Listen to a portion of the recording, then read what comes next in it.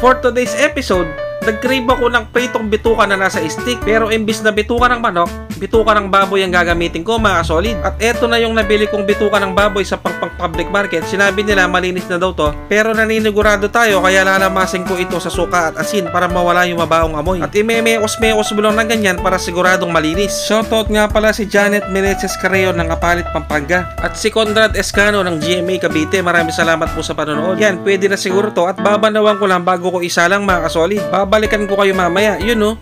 So yun, after kong mabanlawan ito, nagready na rin ako ng tubig na mainit at ilalagay ko na yung bituka. Sasangkapan ko lang ito ng toyo, ng asin, ng pamintang buo. Tapos lalagyan ko ng suka para pag lumambot siguradong malasa na siya. At maglalagay din ako ng lemongrass at luya. At papakuluan hanggang sa lumambot. Habang iniintay nating lumambot yung bituka ng baboy, magre-ready na ako ng dry butter. Nagready lang ako ng harina, tapos lalagyan ko ng cornstarch. Yun no, tansya-tansya lang to mga solid. Tapos lalagyan ko ng asin at pamintang durog. Halu-haluin hanggang sa magsama-sama yung nilagay kong solid na aromatics. Nagpapa-shoutout nga pala si Marco Rebolin ng San Felipe, Zambales.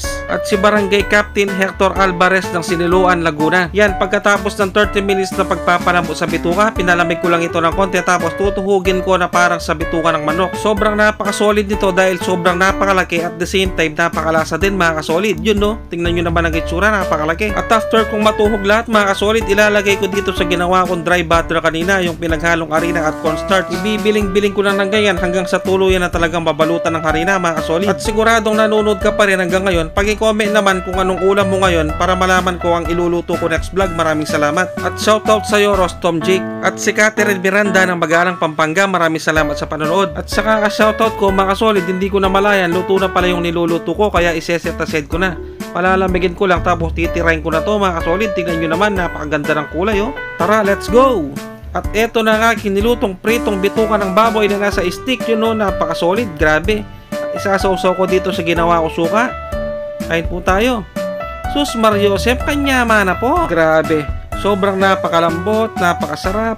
At the same time, lasang-lasa yung bituka ng baboy mga kasolid. At kung nakarating ka nga pala sa part ng bidyong to, pag-i-comment naman kung tagasan ka para malaman ko kung saan nakarating ang bidyong to. Maraming salamat.